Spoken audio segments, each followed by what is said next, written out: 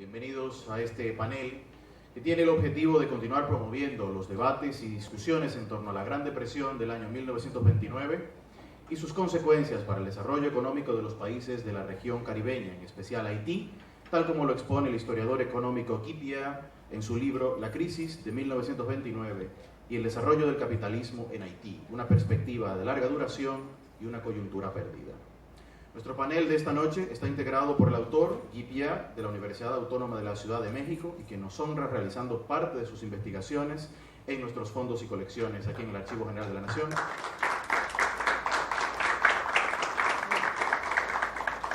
Por parte del Archivo General de la Nación nos acompaña nuestro director del Departamento de Investigación, Álvaro Caamaño. Y además participan Nathalie Lamout-Brisson, doctora en Economía y oficial de Asuntos Sociales de la División de Asuntos de Género de la CEPAL, y el politólogo Franz Voltaire, director del Centro Internacional de Documentación e Información Haitiano-Caribeño y Afrocanadiense. El moderador de este panel nos acompaña el economista y miembro del Observatorio Dominicano de Políticas Públicas, Edwin Croes. Y antes de pasar, tenemos unas breves palabras de parte del director del Departamento de Investigación, Álvaro Caamaño.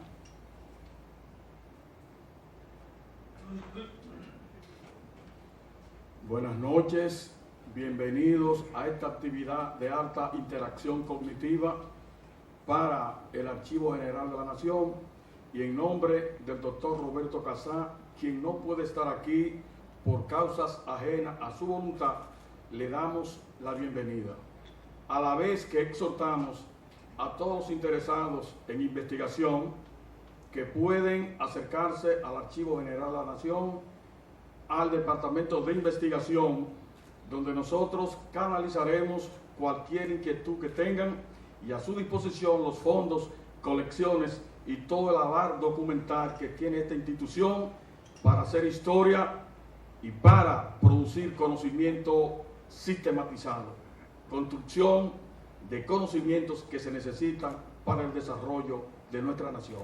Así que bienvenidos y vamos a disfrutar de esta actividad de tanta relevancia para nosotros. Gracias. Muchísimas gracias por sus palabras introductorias el profesor Álvaro Caamaño del Departamento de Investigaciones. Inmediatamente pasaremos a lo que será nuestro panel. Queda en la moderación Edwin Croes.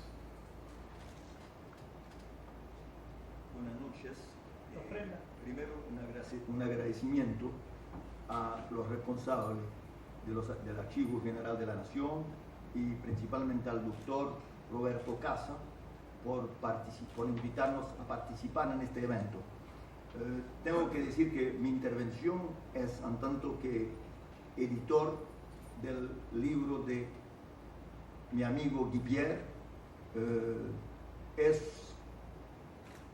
Fue una oportunidad hace casi un año cuando Guy nos envió el manuscrito. Primero, para un editor es siempre problemático cuando uno recibe un libro de más de 500 páginas, porque uno dice, esto es un tremendo problema, y además los libros académicos, hay que las notas, los gráficos, y fue un trabajo permanente durante un año con Guy y con el director de producción, Manuel Salgado, que trabaja con nosotros, que para presentar hoy día este libro, porque de hecho es la primera presentación del libro. El libro no fue presentado todavía en Haití y es la primera presentación al público de la obra de Guy, que también es una obra que cuando la recibimos el texto nos pareció interesante porque está dentro del marco del centenario de la ocupación norteamericana también, de 1915 en Haití, que duró de 15 a 34, y ocupación financiera que duró mucho más, que hasta los años 47. Y entonces para mí Guy es un viejo amigo que hemos enseñado en México en los años 70. Nos hemos durante todos estos años intercambiado discusiones y es un enorme, es con mucho placer que estoy presentando hoy día al público este libro. Este libro va a estar disponible por el momento en su versión francesa. Le hemos entregado a algunas universidades, de tal manera que el libro para los académicos y los estudiosos de este periodo, el libro sea accesible, pero también el libro va a estar disponible, esperamos pronto también en una versión española, porque creo que Guy está trabajando sobre la versión española. Y para terminar, yo diría que es importante, yo estoy hablando ahora como editor, pero también como alguien que se interesó desde mucho tiempo en un poema de acercamiento entre Haití y la República Dominicana. Creo que es importante todos estos trabajos, hay que hacer trabajos de traducción para que el público, digo un público mucho mayor que los pocos estudiosos, tengan acceso a un mejor conocimiento de esto. Y en la mañana creo que estuvimos discutiendo con el doctor Casa de algún trabajo posible. Nosotros estamos en un proceso desde, yo diría, los 5 últimos años de producir también libros en español. Evidentemente es un esfuerzo en la casa editorial de traducir algunas obras haitianas, cubanas, y de hacerlo accesible para un público mayor. Así que yo creo que hay que pensar en trabajo colectivo, en trabajos de repensar estas épocas, y que nosotros seguimos este trabajo de producir antologías, de producir trabajos, de hacer conocer la producción, que es muy importante porque hay una enorme producción hoy día sobre Haití, y es necesario este esfuerzo de traducción para que estas obras sean accesibles a un público mayor. Muchas gracias. A continuación le pasamos la palabra a Nathalie Lamotte-Brisson, quien es doctora en Economía de la Universidad de París 10 Nanterre. Ha sido consultora del Instituto Haitiano de Estadística, ha sido consultora del PNUD, del Banco Mundial, del Banco Interamericano, y actualmente es oficial de Asuntos Sociales de la División de Asuntos de Género de la CEPAL en Santiago de Chile. Buenas noches a todos. Antes de empezar... Hola. Ya. Okay. Buenas noches a todos. Antes de empezar quisiera clarificar algo. Yo fui oficial de Asuntos Sociales en la CEPAL entre el 2010 y el 2011, y ahora trabajo como consultora en el Instituto Haitiano de Estadística en Puerto Príncipe. Yeah. Bueno, antes que nada quisiera agradecer a Guy, que es amigo de la familia y amigo mío desde muchos años ahora, y también al Archivo General de la Nación de la República Dominicana, tanto para el honor como para la oportunidad que me dan de presentar hoy en este salón el libro de Guy titulado La crisis de 1929 y el desarrollo del capitalismo en Haití, una perspectiva de largo plazo y una coyuntura perdida. Voy a empezar resumiendo la tesis principal de este libro y luego destacar las principales características del enfoque y del despliegue del discurso de Guy, que es muy interesante porque en este libro se demuestra que él es un historiador especializado en la historia económica de Haití, sobre todo, un historiador cauto, riguroso y erudito. En segundo lugar, voy a presentar algunas interrogantes que tengo tras leer este libro, nada más para abrir el debate sobre algunos temas que me parecen extremadamente importantes hasta el día de hoy para Haití y terminaré presentando lo que considero son los aportes salientes de este libro, tanto para la historiografía haitiana como para la historia económica de Haití. La tesis principal de este libro tiene que ver con la pregunta que se hace, que es ¿cuál es el impacto de la crisis de 1929 sobre la economía haitiana? Y la respuesta es larga, pero muy contundente. Larga porque Guy entrelaza el largo plazo y el corto plazo. En el largo plazo dice que esta crisis que estalla en el año 1929 en los países del capitalismo central llega a Haití,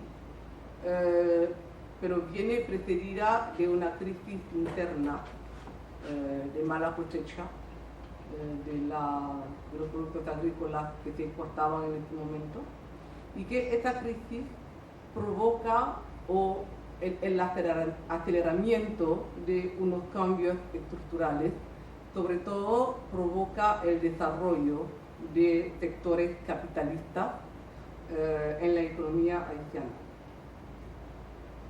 Y eso es fundamental porque va más allá de los impactos negativos clásicos que se pueden considerar cuando se da una crisis. Y en la coyuntura, lo que Guy hace resaltar es que este desarrollo capitalista que se está dando encuentra algunos obstáculos que tienen que ver con el modo de gestión de la crisis y de los comportamientos de los agentes económicos, especialmente respecto de la configuración del mercado internacional, que en este momento se va saturando y que no puede absorber más producción viniendo de países del Caribe y en particular de Haití, pero que también hay obstáculos que tienen que ver con, digamos, la falta de apoyo que padece Haití respecto a la organización de los mercados internacionales, porque Haití en esta época no dispone de un lobby importante en Estados Unidos,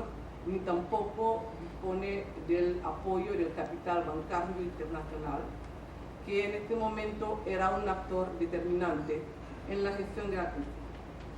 Y este actor precisamente va a ser importante en la definición de la política económica que va a darse en los años de la depresión entre 1929 y 1938-39, que esta política económica va a ser de corte ortodoxo y que se va a dar una gestión de la deuda pública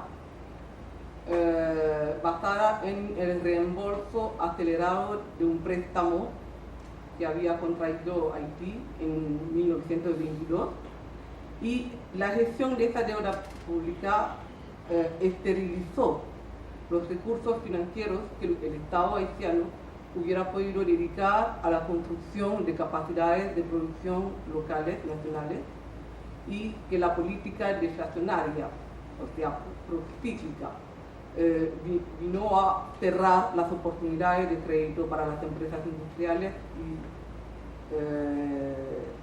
en este sentido Guy habla de una oportunidad perdida. Para desarrollar esta tesis, primero el autor trata de seleccionar un indicador principal de modo de determinar los ciclos económicos desde el año 1842, nada más porque parte de esta idea que para que entender la crisis hay que ver en qué contexto ocurre y hay que entender entonces la configuración de la economía haitiana. Y él selecciona un indicador que es muy interesante, que es el valor del comercio exterior por habitante pero sobre todo se trata del comercio exterior entre Haití y los Estados Unidos. La selección de este indicador se dio con mucha cautela, rigurosidad y también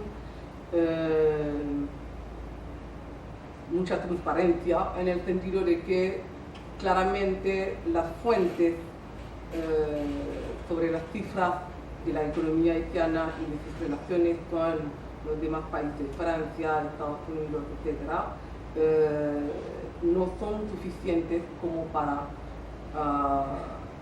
abordar estudios de historia económica muy detallados. Pero igual, lo que hizo Guy fue presentar los distintos argumentos que le permitían justificar esta selección, sobre todo dos argumentos. El primero es que el nivel real de desarrollo de un país se mide por el índice del comercio exterior, y segundo, que la serie temporal de información cifrada sobre el comercio exterior de Haití con Estados Unidos era la más completa desde el año 1870. Con este indicador, con esta serie temporal, él construye una periodización de los movimientos de la economía haitiana,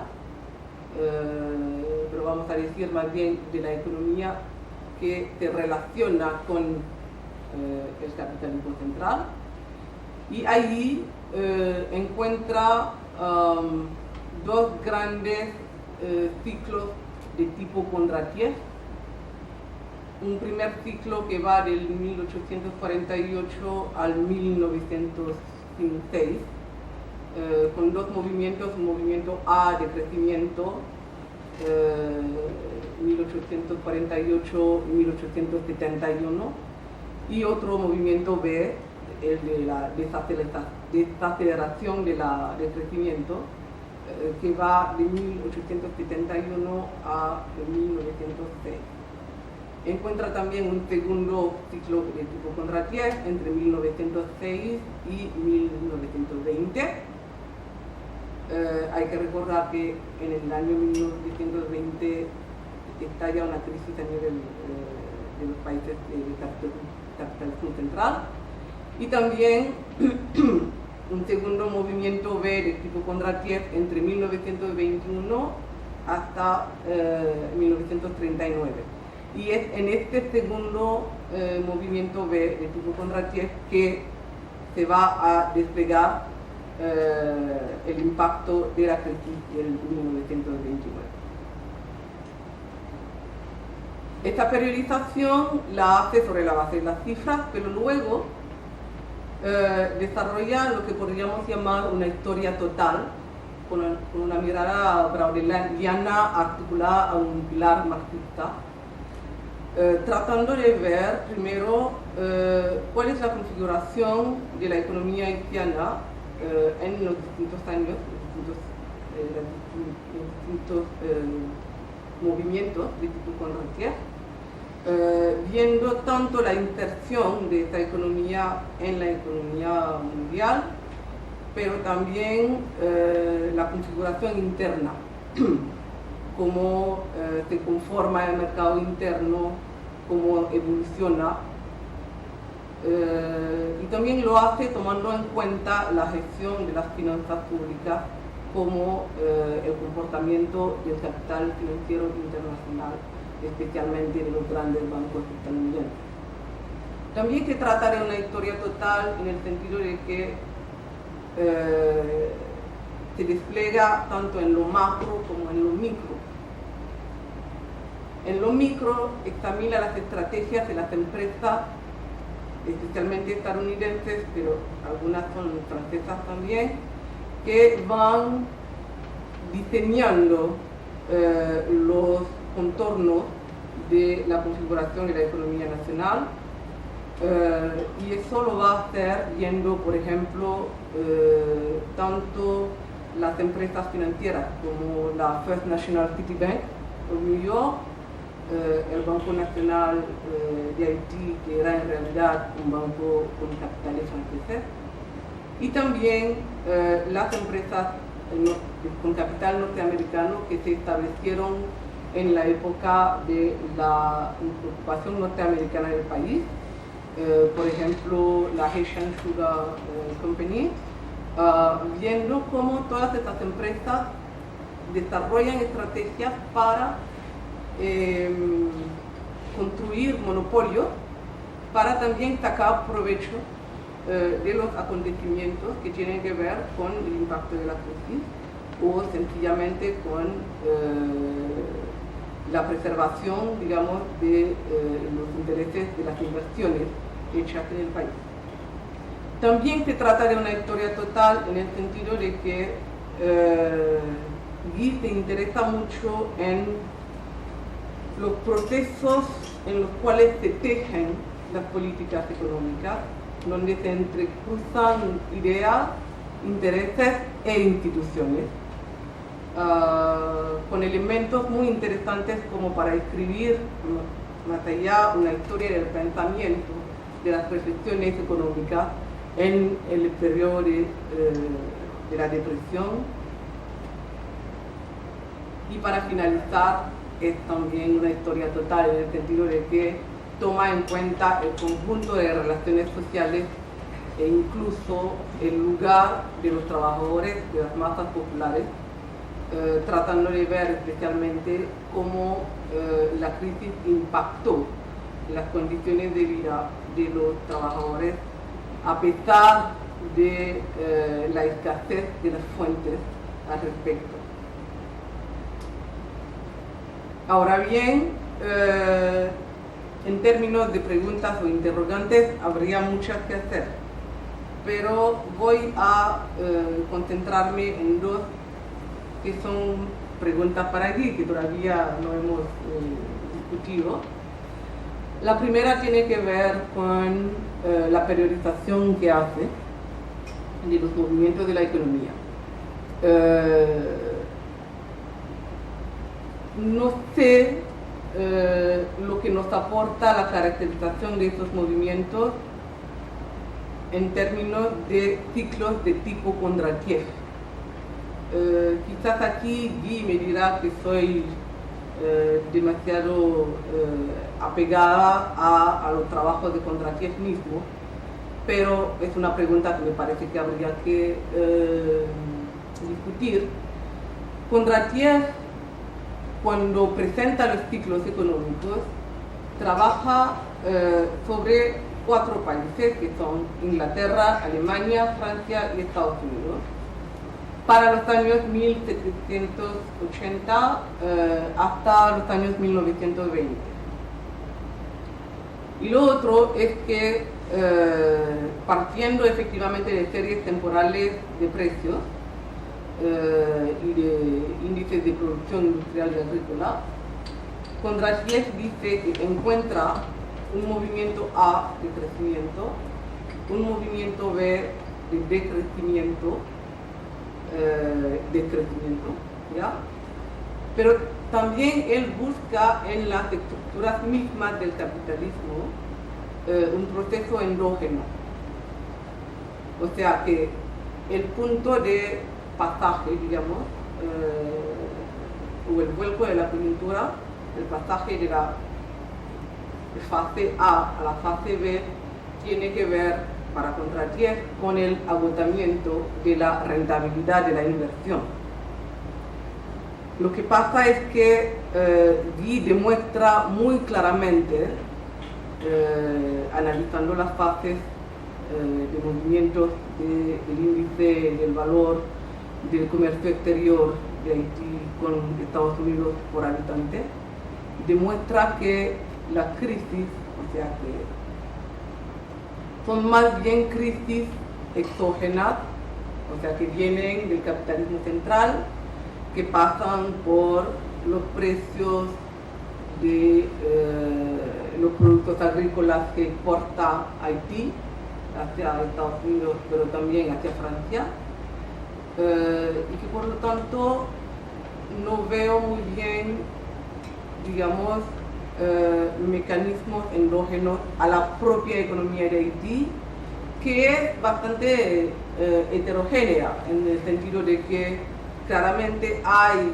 relaciones capitalistas, por ejemplo la producción agrícola manejada por pequeños productores campesinos es controlada por el lado de la exportación por capitalistas exportadores, ¿ya? Pero todavía no me queda muy claro en qué la denominación tipo Kondratiev nos aporta algo. La segunda pregunta que tengo que presentar es mucho más ardua, porque Guy termina el libro diciendo que con los obstáculos a la acumulación que he mencionado anteriormente, pero también con esta gestión de política económica ortodoxa procíclica que se dio con el reembolso acelerado y forzado del préstamo de 1922, que se dio una oportunidad perdida para Haití. Pero lo que pasa es que él tiene palabras que a mí me parecen bastante fuertes. Dice que esta política deflacionaria forzó el país a dejar pasar una coyuntura que no hubiera podido permitir cambiar su destino. Ahí tengo unas preguntas que tienen que ver con el desarrollo del mercado interno. Claramente, de 1848 al 1938 hay distintos indicios de la presencia del mercado interno, de su evolución. O sea, en algunas etapas este mercado interno crece, en otras etapas se reduce, especialmente en la depresión post-crisis de 1929, pero a la vez se plantea el tema del tamaño de este mercado interno. Claramente faltan cifras todavía y no es seguro que vayamos a encontrar nuevas cifras, pero faltan cifras como para definir este tamaño. Igual podemos hacer unas hipótesis razonables. Primero,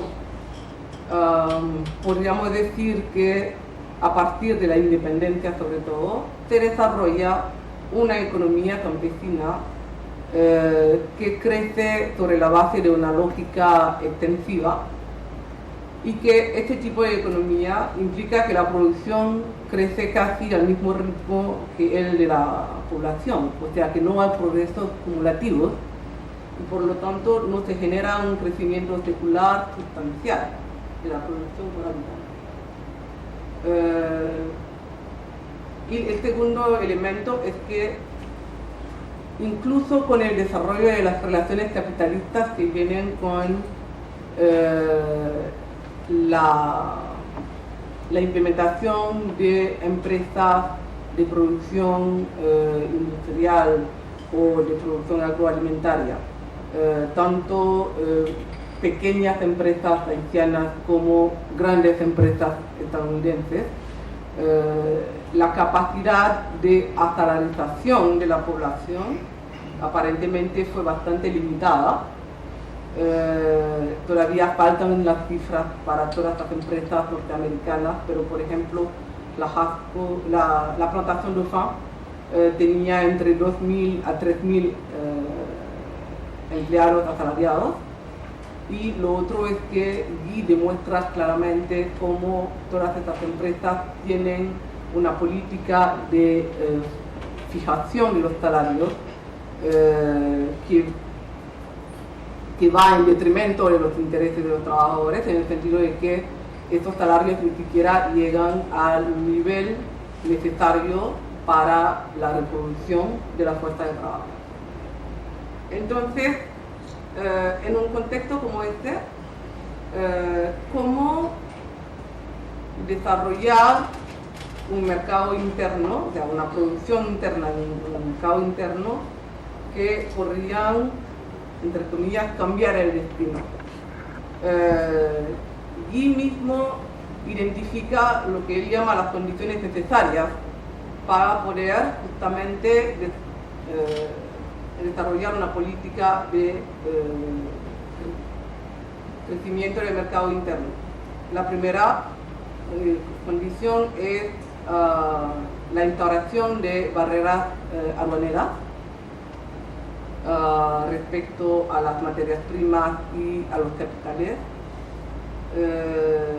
Pero esta condición no se cumple porque los Estados Unidos, que no solamente controlan el Estado haitiano, pero que también tratan de lidiar con los efectos de la crisis en su propio espacio, los Estados Unidos organizan el mercado internacional de tal manera que Haití tiene que comprar los productos de Estados Unidos, mientras que impone tarifas aduaneras a los productos que vienen de otros países, como Francia. La segunda condición sería el aumento del gasto público hacia la producción. La política de reembolso forzado y acelerado va en contra de esta condición. La tercera condición tiene que ver con el cambio del régimen financiero y monetario, pero tanto el General Financial Advisor, Sidney de la Rue, y la First National City Bank of New York no estuvieron de acuerdo con este cambio que había que hacer. Y quinta condición, estimular la salarización y la monetarización de las relaciones económicas en el campo, lo cual no se pudo dar porque, entre otras cosas, los procesos de monopolización que se dieron sobre la base de las estrategias de las empresas estadounidenses en Haití eran más bien procesos como para fabricar pequeños espacios económicos en vez de ir hacia procesos, digamos, de acumulación ampliada contundentes. Entonces, mi pregunta es, si estas condiciones no están cumplidas, es porque precisamente hay una doble lógica rentista que se da. Primero, la búsqueda de renta de monopolio, pero eso ya es una lógica bastante vieja, porque el Banco Nacional de Haití, con los capitales franceses, ya había establecido este tipo de lógica, prestando dinero al Estado en vez de dar crédito a los empresarios, por la idea de que era más fácil cobrar los intereses bastante importantes de parte del Estado que de tomar el riesgo de invertir en las actividades de producción.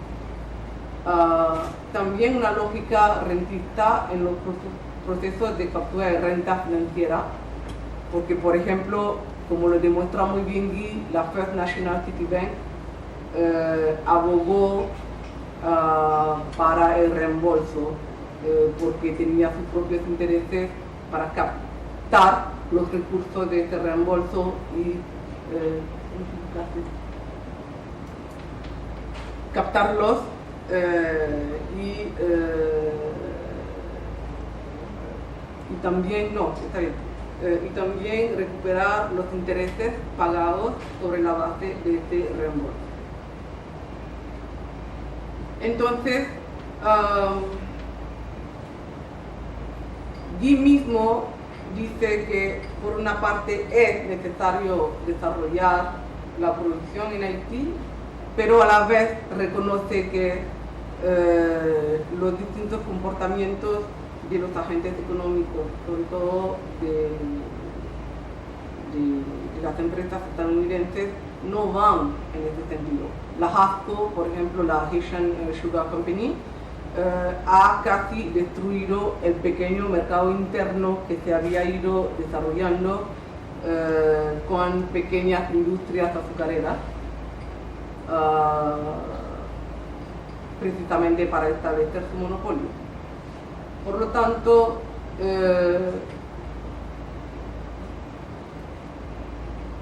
habrá posibilidad en espacios económicos, entre comillas, reducidos, o sea, donde hay demasiados factores o comportamientos que obstaculizan los procesos de acumulación ampliada del capital. Habrá posibilidad de desarrollar un mercado interno, o Haití sería Haití condenada a ser un espacio donde se viene a capturar renta sin que haya un desarrollo propio para el país. Más allá de estas preguntas, quisiera subrayar los aportes de este libro, que viene primero, a mi juicio, complementar los trabajos que se han venido publicando acerca de la historia económica del Caribe y de América Latina. Este libro contiene una tesis muy interesante sobre el lugar, o el rol más bien, que fue asignado a Haití en la depresión. O sea, Haití es en este momento un país que exporta mano de obra hacia los demás países azucareros, Cuba, República Dominicana, y esto funciona como un mecanismo que va a facilitar la determinación de los salarios, o sea, de los mercados laborales en esos países, para que las empresas estadounidenses establecidas en esos países puedan asegurarse de tasas de ganancia relativamente razonables dentro de las condiciones de la crisis. Este libro es también, o sea, se trata de un aporte determinante para el análisis del periodo de la ocupación estadounidense, que va del 1915 al 1934, porque por ahora la historiografía haitiana sobre este periodo se ha centrado más bien en los procesos políticos, y aquí tenemos una visión que nos permita a la vez superar y complementar esta lectura estrictamente política. También quiero señalar algo que a mi modo de ver es muy importante, es la valorización crítica de parte de la historiografía haitiana, porque vi, además del uso de los archivos que existen, especialmente los archivos americanos, pero también los archivos haitianos, trabaja con obras de Alain Jounier, de Joseph Chatelain, que fueron economistas excepcionales en este país. También recoge y pone en evidencia algunas tesis de doctorado que no son casi conocidas, la de Gilles Tegault, por ejemplo, y la de Benoît Grachin. O sea, que las trae a colación precisamente para mostrar que, bueno, de alguna manera nosotros somos enanos alzados encima de los hombros de gigantes. Otro aporte es de orden teórico-metodológico. Acabo de hablar con Luis Gómez acerca del uso de la noción de crisis en la historiografía haitiana, tanto en términos de historia económica como en los relatos históricos sociológicos. Y claramente el uso del término crisis será, digamos, a diestra y siniestra en la producción intelectual de la constelación de izquierda. Se habla de crisis permanente cuando el análisis de los movimientos del índice del comercio exterior de Haití con Estados Unidos por habitante muestra que hay periodos de crisis y al periodo de regularidad, de crecimiento. También un autor como Michel Wolff-Couillot, que sostiene en su libro sobre las raíces históricas del Estado duvalierista, que el duvalierismo como régimen político es una respuesta a una crisis múltiple, especialmente una crisis económica.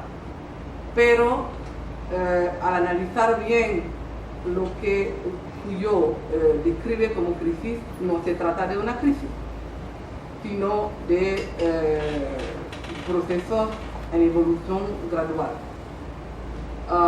Por lo tanto, me parece que con este libro ahora tenemos puntos de referencia para situar mejor los desafíos políticos, sociales y económicos, por lo menos por el periodo 1848 y el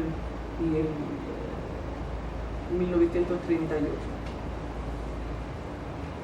Y para finalizar, quisiera subrayar que este libro abre también varias pistas de trabajo a futuro. Voy a mencionar tres que me parecen muy importantes. Primero, el tema de los procesos de proletarización, salarización en la economía haitiana. Segundo, este tema del que hablé anteriormente, del desarrollo del mercado interno, porque hoy en día podríamos decir que se amplió el mercado interno, pero más bien por las remesas, o sea, por la función de exportación de mano de obra de Haití. Y lo que pasa es que este mercado interno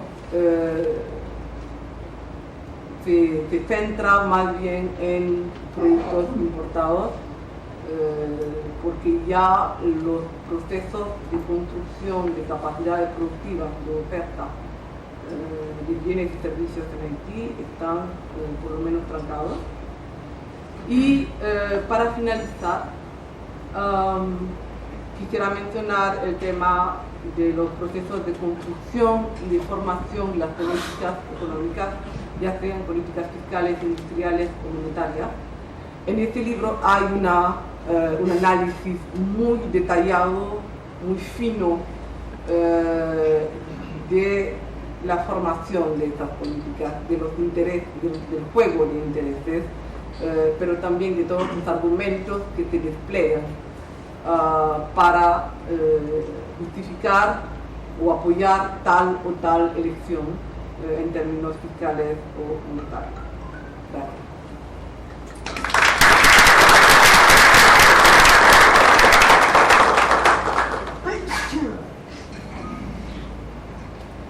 ¿Insistes en que digas?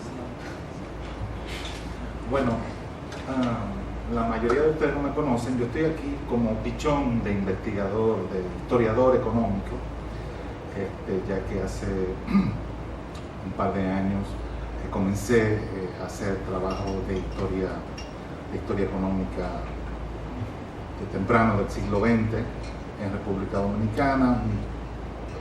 Los dos primeros ensayos aparecen en el tomo 5 de la historia del pueblo dominicano. Uno de esos, yo estoy aquí porque uno de esos ensayos fue precisamente alrededor de la crisis de los años 30 en República Dominicana.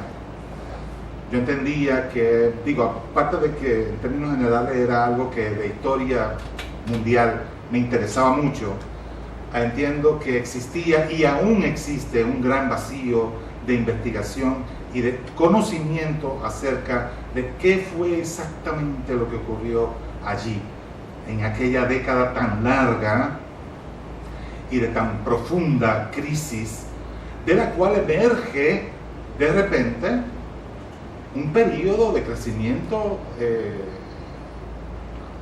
nunca antes visto en República Dominicana, bajo una dictadura férrea y exitosa en el sentido de que se mantuvo en el poder y no abrió crisis económicas profundas, o cuando se agrietaban surgían las grietas de crisis económica, pues se solucionaban de una forma u otra.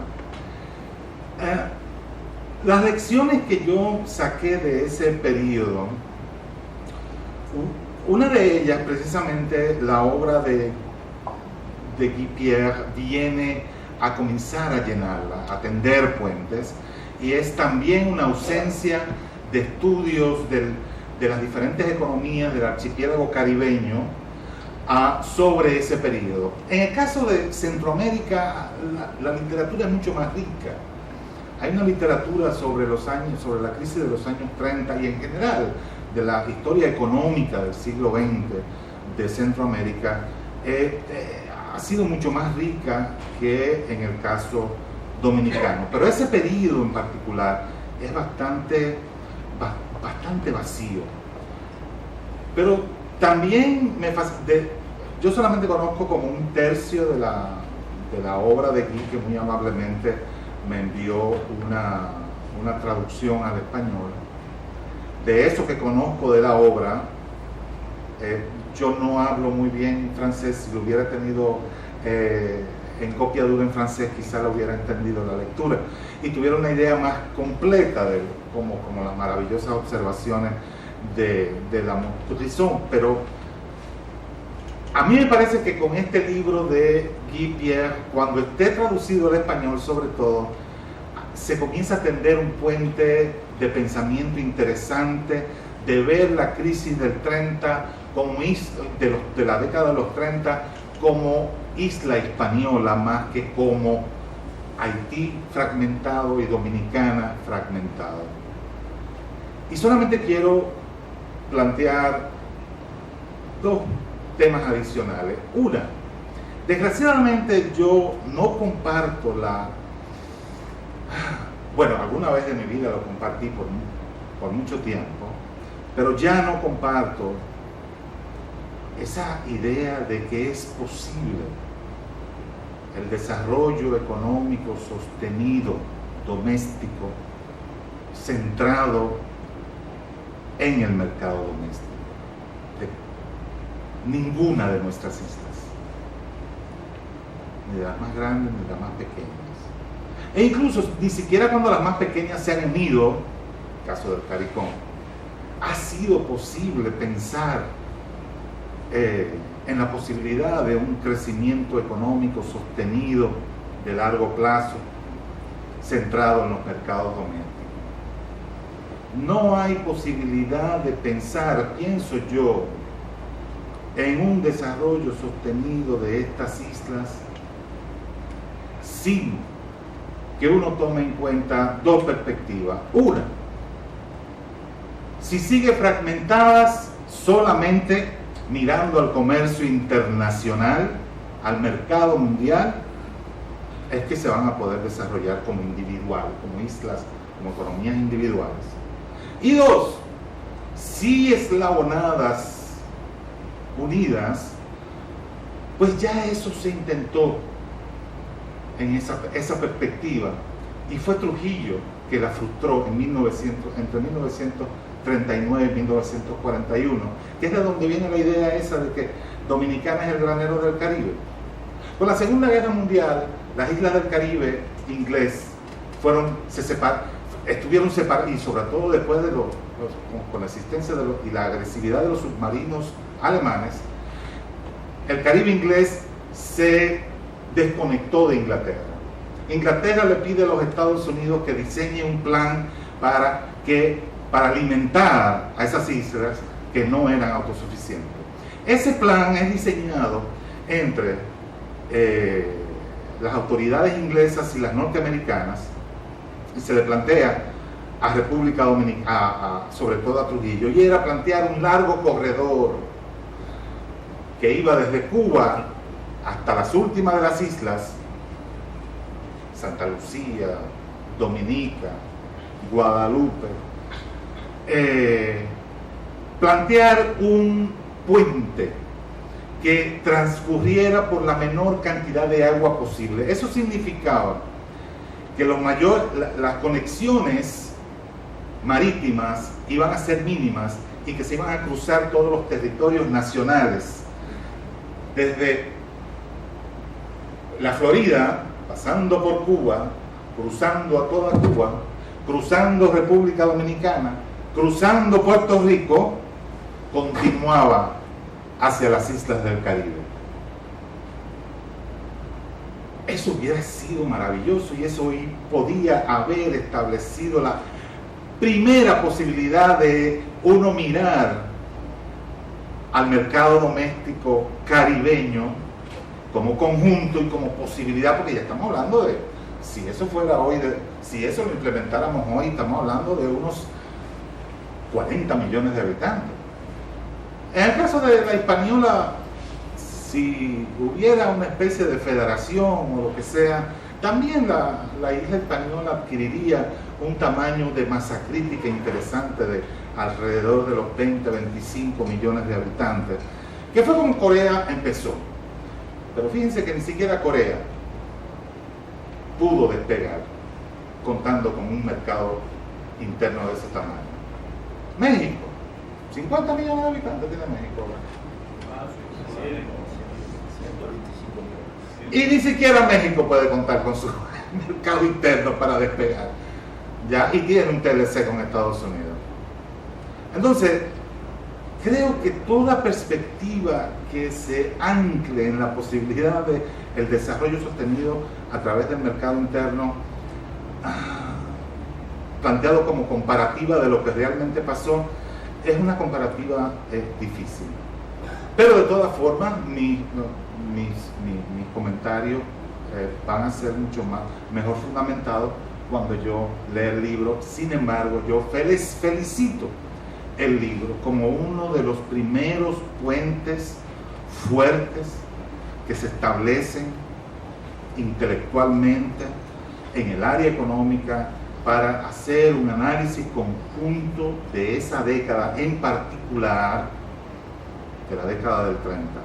Finalmente me impresionó también que es una de las pocas veces la literatura dominicana adolece muchísimo de eso. La literatura dominicana reconoce muy poco los aportes de los teóricos del Caribe inglés, sobre todo los teóricos de la plantación, pero Guy hace más que un homenaje, integra ese aporte de una forma magistral a su perspectiva, el aporte de la teoría de la plantación.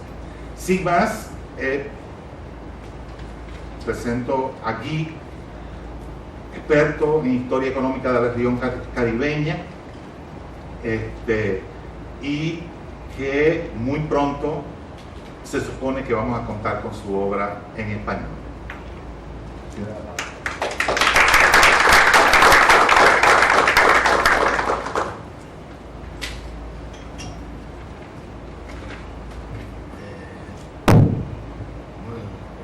Buenas noches.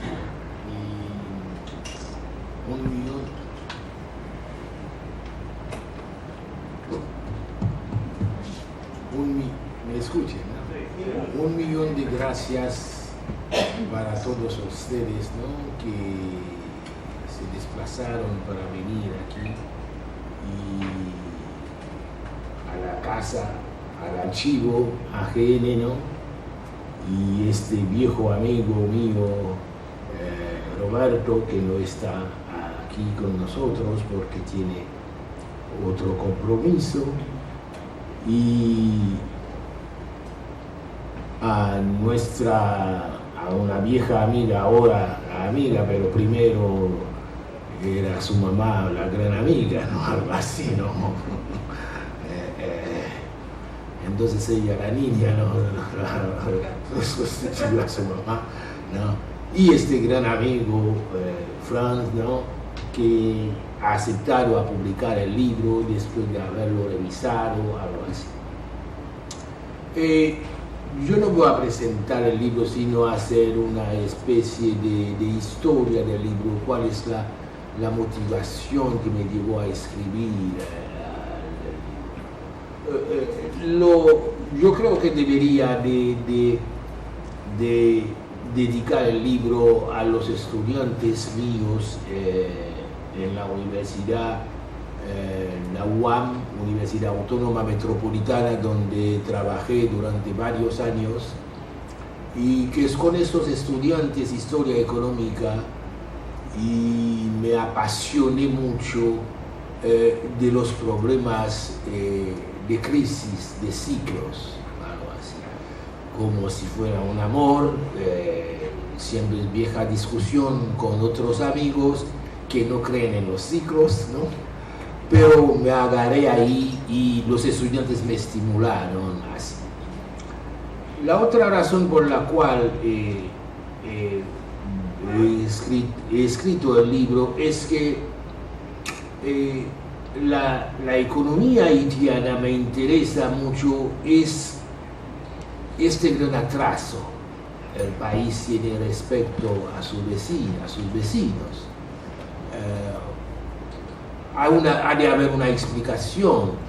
Un país que ha hecho una revolución en un contexto determinado, en una coyuntura particular, en el sentido de que debería aprovechar la coyuntura de 1791-1803 para hacer la revolución, pero al mismo tiempo, de no haberlo hecho, nunca hubiera podido hacerlo. Pero al hacerlo, en el contexto del sistema capitalista, el país se arrinconó en un lugar, ¿no? Y no puede así moverse. Entonces, hay de haber una explicación. Es esta explicación que estoy buscando. La vieja historiografía haitiana tiene Nathalie lo ha mencionado, tiene una pasión impresionante para la revolución haitiana en 1804 y también para esta deuda de la independencia en 1825. Casi todo el mundo explica eso, pero eso nunca me ha satisfecho, algo así, ¿no? Porque todos los países de América Latina, del Caribe, nacieron con una deuda impresionante. Si leemos la historia de la deuda, un viejo amigo mío, Carlos Manichar, que tiene historia de la deuda en América Latina, es algo impresionante. Entonces la deuda de 1825, por mucho que haya afectado la economía, no podemos decir que esta deuda que impidió a Haití, ¿no?, a desarrollarse. Y me metí a leer la historia del país, ¿no? Y